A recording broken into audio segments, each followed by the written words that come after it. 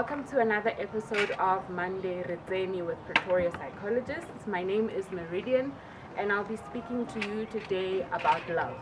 We all know it's February and it's the month of love. So I would like to just speak to you about love relationships we have with our family members, with our friends, and also with our romantic partners. So I just want to touch on how these relationships have a positive impact, or rather how they can have a positive impact on our mental health. So we know that there's quite a number of factors that contribute to poor mental health. You know, we're talking childhood trauma, we're talking social injustices, we are talking about loss, and we are also looking at biological factors that are at play. And all of these factors, they can have like a compounding effect. You know, it's usually not one thing that comes into play and suddenly you have poor mental health, but it's just a number of issues that are usually at play and contributing ultimately maybe to an onset of a mental illness.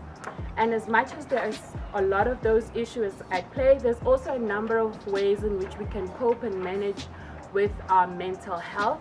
And like I said, today I just want to touch on the relationships that we have around us that really can help us to cope and manage better in our mental health. So research shows us that, you know, a strong emotional bond that we build with our loved ones, with our family, with our friends, can really be very important in helping us to manage our mental health or any life challenges for that matter that we encounter. I just want to talk to you about how these strong emotional bonds develop with especially our family members and our loved ones. So let's go back to when a child is born, for example. There is a strong bond that is created with their mother or their primary caregiver. And this strong emotional bond is also known as an attachment. Ideally, we're looking for a secure attachment where the child is able, you know, to feel validation, acceptance, love from the caregiver or the mother. This is what will help the child to sort of establish a sense of I am safe, and it is also safe for me to venture out into the world and explore and learn and grow because my base is also safe for me to express myself, for me to be just who I am. And this is very, very critical. So the strong emotional bond usually starts there. Obviously, I understand there are times where the bonds are not that strong because parents are working or we are left with grandmother to be looked after. But essentially, the idea is that that first attachment is strong enough to help you grow and be established in your personality or in how you will later react and behave around others.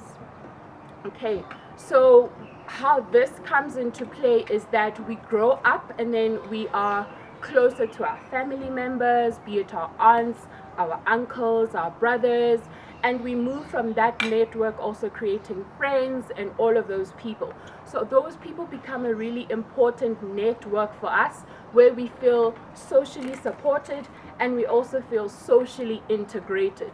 What we find in these groups and networks, we find a lot of love. You know, in a family where we are able to be together, come together, we feel a sense of belonging. We feel included. For example, recently we just experienced the festive season. Obviously, it was a very different one with social distancing in the pandemic. However, you know, being invited to that Christmas lunch, you feel a sense of I'm part of a family, I'm part of something, I'm part of a group of people who care about me. And we're sharing, you know, stories, memories, food, laughter, and all of that stuff. That's very helpful in our development of a sense of belonging. And also we find in these groups there is a lot of validation. For example, we're all going through the difficult times, we're all experiencing a lot of discomfort, and when a family member, you know, speaks about I was stressed about this, you feel like, you know what, I also went through that, and someone actually stops and recognizes, oh my goodness, that was really hard for you. So it's really, really important to be part of that love relationship with your family and your friends. And like I said, these relationships go on to develop past family. Sometimes we have closer friends who've become really family to us, We are able to speak to them about challenging situations. We are able to speak to them and feel that we are being heard, we are being understood. Therefore, we don't feel like we're alone in this challenge, in these difficult times. Therefore, this helps and boosts your mental health, and most importantly, it can even ward off some of the mental health and physical health challenges that could possibly come our way. So in the next part, I'll just talk quickly about also the romantic relationships that we are in with our partners and our spouses, and how these relationships also help us with our mental health.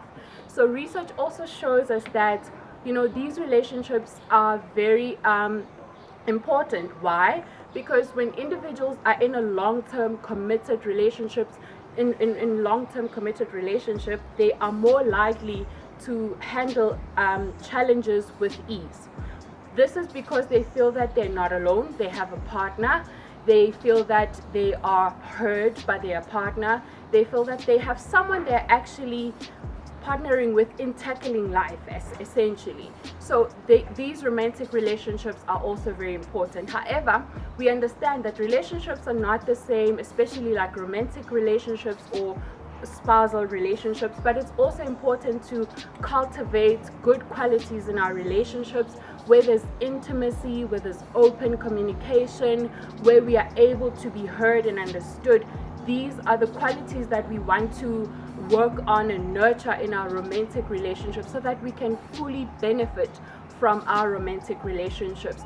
So in closing, what I would really suggest and encourage is that we work on our relationships, we nurture these relationships. For family relationships, make time to meet. Understandably, we are living in a really strange time, but make time to make that call, to meet virtually, and to also, if you are able to, gather around, share memories, share good times, share the difficult times, pray for each other, think about each other, tell the other person, I'm here for you. So nurture those family relationships, and also importantly, those spousal relationships we cannot neglect, especially at this time. We need to go back and do the basic things, the basic communication, the honesty. Share those feelings of fear and uncertainty and worry, and just be honest with your partner, and also share what you need and what you think would be very helpful when you're going through difficult times. Thank you so much for tuning in. See you next time.